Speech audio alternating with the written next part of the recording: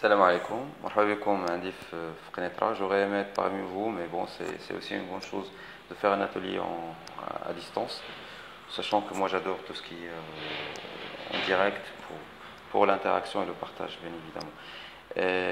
En fait, le but de l'atelier, de mon atelier, c'était de vous faire l'analyse de données, donc de présenter en fait, l'analyse de données avec le langage de programmation R, sous son environnement de développement R Studio. Donc, le déroulé de la présentation que je viens d'envoyer aux organisateurs que je tiens, je les remercie tout d'abord de m'avoir invité, de m'avoir donné cette occasion de présenter cet outil très très important pour nous en tant que chercheurs. C'est de commencer ma présentation commence avec une introduction à tout ce qu'on appelle le modèle de recherche, qui est en fait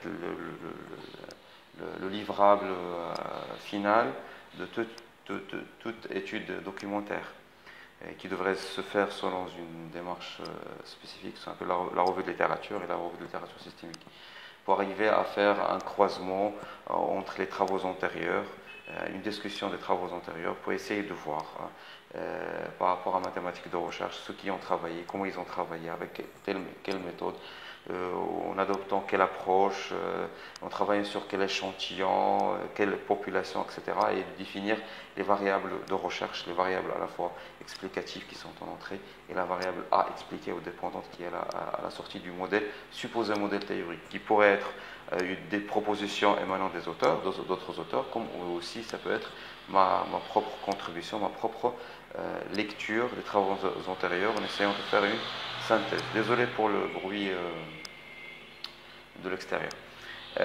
Puis après cette introduction, j'ai essayé de parler aussi de la contextualisation du modèle.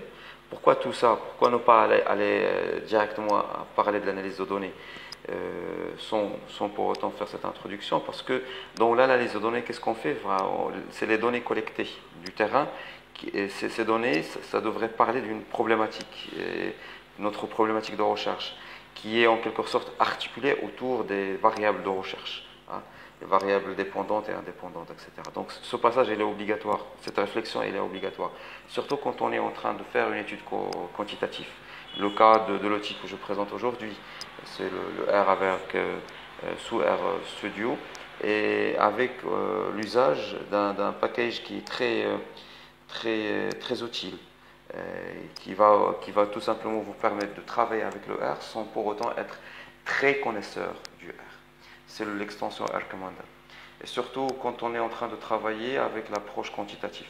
Ceci dit, le R n'est pas aussi uniquement utilisé pour les études quantitatives, il est aussi utilisé pour les études qualitatives ou le traitement des données non structurelles, textuelles en particulier. Ben voilà, donc après la présentation du modèle de recherche et aussi en parlant de la contextualisation via l'étude exploratoire, je vais présenter les différents outils qui existent qu'on peut s'en servir pour l'étude de l'analyse de données. Bon, avant cela, bien sûr, je vais parler un tout petit peu sur l'échantillonnage, les différentes techniques d'échantillonnage, probabiliste, non probabiliste, etc. Et en arrivant aux outils d'analyse de données, donc je vais présenter à la fois les outils qui sont commerciaux, les outils qui sont open source et gratuits, et en particulier le langage R et son environnement de développement RStudio. Donc, dans la présentation, je commence par présenter, on va dire, l'environnement dans sa globalité, puis après, quelques manipulations pour créer une variable, la stocker, une variable quantitative et la variable qualitative, comment les définir, etc. Faire quelques manipulations basiques sous R. Puis après, automatiquement, je passe à l'étude de cas en présentant le R Commander, l'extension qui a été développée par un certain monsieur qui s'appelle John Fox du département de sociologie de l'université McMaster, donc c'est un Américain, tout a essayé pour faire en sorte que l'interface qu'il va développer à la fin serait semblant au SPSS. Donc en fait, l'outil, vous l'avez je pense compris, l'utilité de R Commander, c'est qu'il va vous donner une interface qui semble à SPSS, tout en travaillant avec le R sans pour autant être connaisseur des différentes commandes qu'il faudrait normalement introduire sous la console du R ou dans l'environnement script du R pour pouvoir faire un traitement et une analyse de données. Donc en fait, l'étude de cas que j'ai présentée, elle est disponible sur Internet, les données sont disponibles sur Internet. J'ai tout simplement ajouté deux ou trois, principalement deux colonnes, scolarité et fonction. Il est issu d'une recherche qui a été faite au Canada, où les chercheurs de cette étude croient que les hommes ont un revenu moyen supérieur à celui des femmes, même si ces derniers, bon ça c'est la chose que j'ai rajoutée, ces derniers ont un niveau de scolarité et fonction équivalent à celui des hommes. Donc c'est ça l'hypothèse, on va dire, de recherche des chercheurs. Et c'est ça l'hypothèse que vont chercher les chercheurs à prouver ou pas.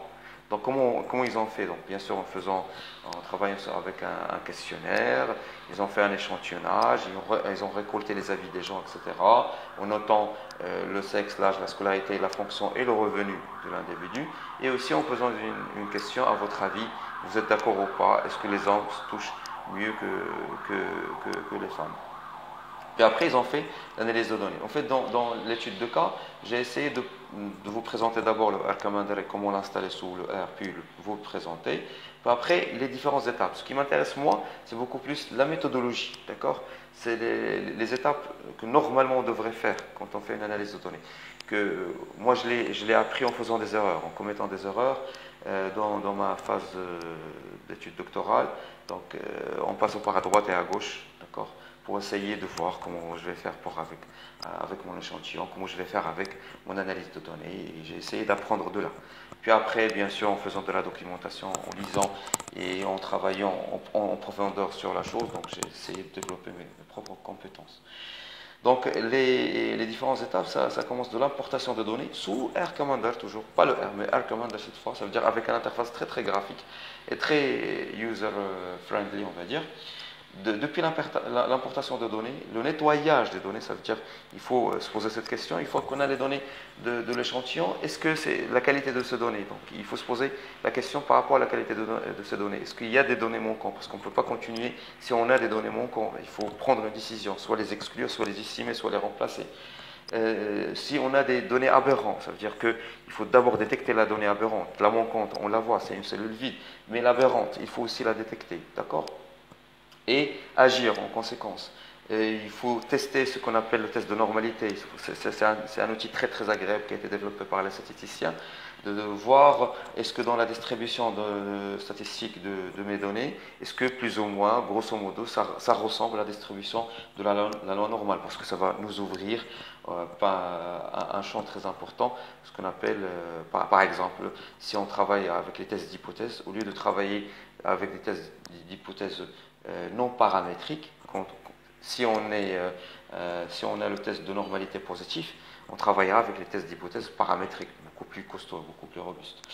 Mais bon, ce test, il est prioritaire. Puis après, on passe au test de représentativité. Donc, on a ramené nos données, mais bon, ok. Au départ, on avait une idée, il fallait arriver à un certain seuil. Donc, bien sûr, vous le savez, quand on est dans une étude quantitative, donc il faut être au moins 30. Il faut ramasser 30 individus, 30 lignes dans notre tableau. Puis après, une fois on a ces données, il faut revenir pour se poser la question par rapport à la représentativité de l'échantillon, par rapport à la population. Si dans la population, il y a 50% des hommes, par quelque part, dans notre échantillon, on devrait avoir les 50%. Quand on est dans les 30, on restera toujours équilibré, mais bon, quand on est plus que 30, on essayera de respecter certaines proportionnalités, certaines moyennes aussi. Donc, exemple, dans l'étude de cas, on parle de revenu moyen. Donc, c'est-à-dire il faut quand même comparer le revenu moyen de la population avec le revenu moyen de l'échantillon. Des fois, on n'a pas l'information sur la population, donc là, on procède autrement. Mais bon, dans ce cas de figure, on a l'information sur la population. Puis après, on passera au test. Après la représentativité, on passera au test de comparaison à un échantillon unique ou deux échantillons indépendants, le cas échéant. Ça veut dire, dans ce cas de figure, il faut comparer en quelque sorte la moyenne des hommes et la moyenne des femmes et voir est-ce qu'il y a une différence significative. Donc on a deux hypothèses. Il n'y a pas de différence significative, c'est la H0. Il y a une différence significative entre les revenus des hommes et les revenus des femmes, c'est la H1. Et voir. Donc de là, dans la présentation, j'ai précédé, c'est pour ça que j'ai précédé, avant de parler de l'outil et comment faire, etc., j'ai précédé ma présentation de l'outil, de tout ce qui est analyse de données, et en particulier les tests d'hypothèse. Et le test d'hypothèse, pour retenir une hypothèse, il y a un seuil de significativité qui est défini par discipline en relation avec l'intervalle de confiance et les marges d'erreur.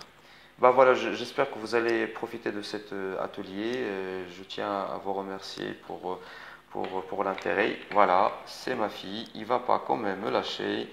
Je vous souhaite bonne journée. Bon, depuis le matin que j'essaie d'enregistrer la vidéo, donc il est comme moi, très actif. Il vous dit coucou. Coucou.